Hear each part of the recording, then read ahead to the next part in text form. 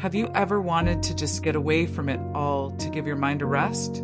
I have not made a video for a while because of recent family issues that I needed to address. I put aside most of my personal obligations to deal with one serious situation in particular. Everything had to be put on hold, causing me some anxiety. Lately, my husband was getting tired an awful lot in the middle of the day. He was not really sleepy, just lethargic. He is diabetic, but it seemed more than diabetic sluggishness. We are both retired and enjoy some leisure, but I usually like being active. I found myself becoming more sedentary in order to give him some company. I became frustrated with the increasing perplexity of the situation. I wondered if my husband's lethargy was because he lacked purpose now that he was retired. His stamina seemed to be waning, but I had to try to keep up with my daily pursuits. My vegetable garden, cooking, my online classes, content creation, and other activities took a toll on my energy level. Well, at the beginning of the last week of September, he started to limp after falling on his right knee in the yard. We both thought that the limp would simply go away because he didn't show any signs of anything else more serious. So we watched and waited because we are both pretty healthy. We expected him to bounce back like he normally would after a few days. Well, he didn't. I went to a local plasma center with my son to donate plasma on September 25th. Later that day, my husband decided to go to the chiropractor the next morning to get a long overdue adjustment. We also talked about him going to his doctor afterward if he could get an appointment. So he drove himself to his chiropractic appointment for the adjustment on Friday morning, September 26th, but cut his visit short so that he could make it on time to a doctor's appointment he was able to schedule. I drove our other vehicle out to a volunteering event in town that I was scheduled to help at. I was at my community event for less than 30 minutes when my son called.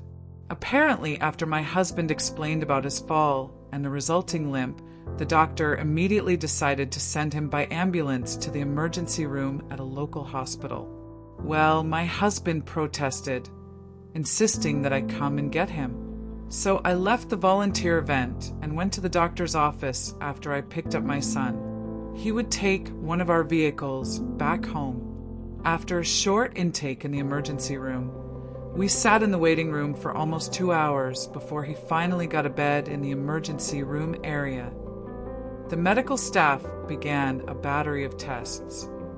Vital signs, an EKG, an MRI, an ultrasound, and other tests as well. When they tried to take blood, his vessels would not cooperate at first. After looking at the MRI, the doctor said that it appeared that he had experienced a slight stroke in the last week.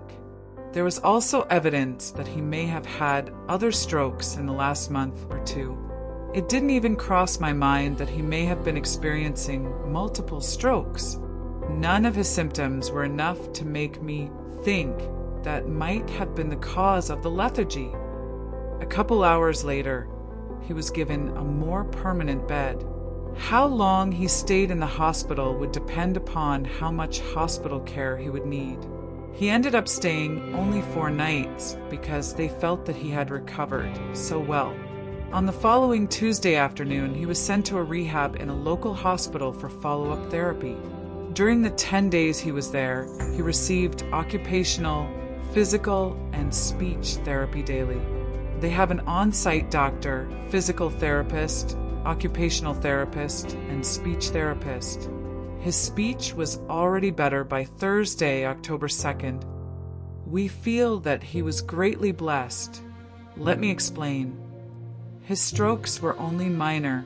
He could have had a major stroke that might have left him with generalized paralysis on one side, a facial droop, inability to communicate or feed himself. Or he could have even died. He has some minor weakness in his right hand, but that is getting better day by day. Because of balance issues, he uses a walker or a cane. when we were on an outing. Another blessing was that out of only 10 beds, he was patient number 9.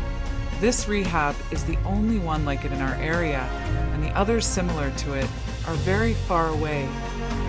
Because of excellent medical staff, he was getting really good quality care. And he even said that the food was great, not like normal hospital fare. He left the facility on October 9th with a very positive outlook on all of this.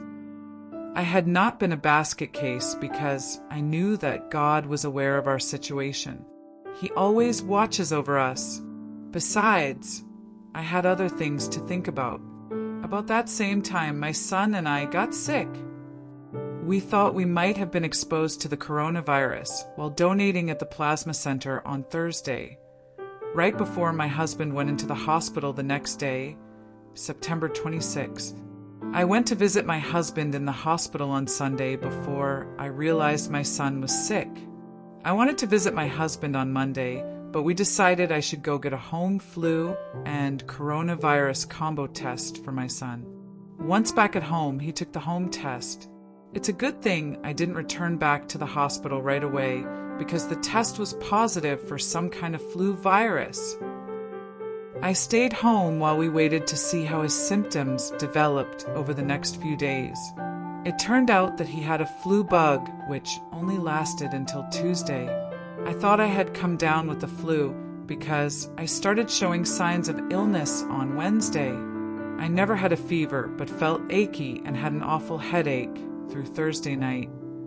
My symptoms were caused by severe sinus congestion, which cleared by Friday morning. I felt better, but was still having sniffles. I had no excessive coughing or sore throat symptoms by the weekend. I addressed our cold symptoms with home remedies. They knocked out my cold symptoms within 5 days.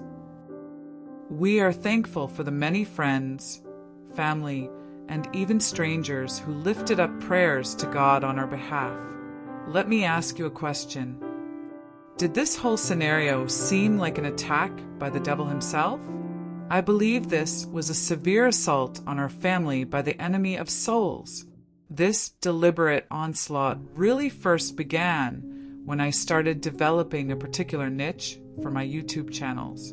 I wanted to glorify God's name by sharing favorite Bible stories and passages with others who may not be acquainted with him. The Bible account of David and Goliath is one of my favorite stories. It shares the fact that we do not have to be overcome by troublesome giants in our lives.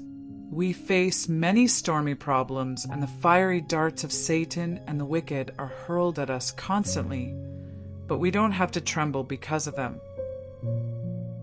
Before my husband's stroke and our illnesses, I had started preparing the first chapter of Genesis for a video. It speaks about God as the creator. I couldn't finalize it because the video kept having glitches and crashing. I do plan to get back to the Genesis video soon, but I tried for over 3 weeks to finish it. I even tried getting support help. They made some very good suggestions which I applied on my computer. I spent several days doing that, even going above and beyond what they suggested, but it still didn't work properly. And then our family began experiencing difficulties with our health. God does not ignore our needs. He knows exactly what we are going through, and He walks with us. I considered the situation that Job went through. He didn't do anything to bring on the wrath of God or to provoke Satan. The attacks on his property, his household, and himself were purely because the devil is malicious. You can read about it in Job 1, and about how Satan came before the Lord and basically asked for permission to attack Job. You may ask yourself why God allowed this violence.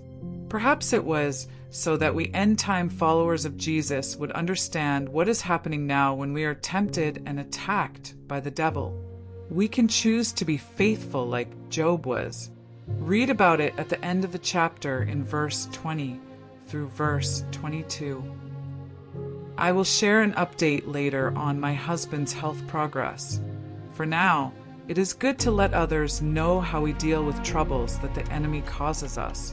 Never feel like giving up, as if we are traveling this road alone.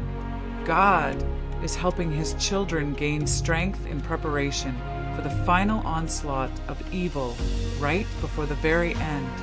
It will be a difficult sprint toward the final stretch. See Hebrews 12 verses 1 to 4.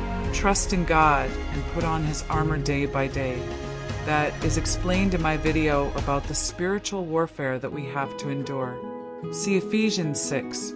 The race will not be easy, but God has much to say in His Word about how to maneuver down this difficult path we have to travel before we get to our final destination. In upcoming videos, I will be sharing ways to maintain courage during this journey to our forever home. I hope that you will join me on this trek. See you in the next video.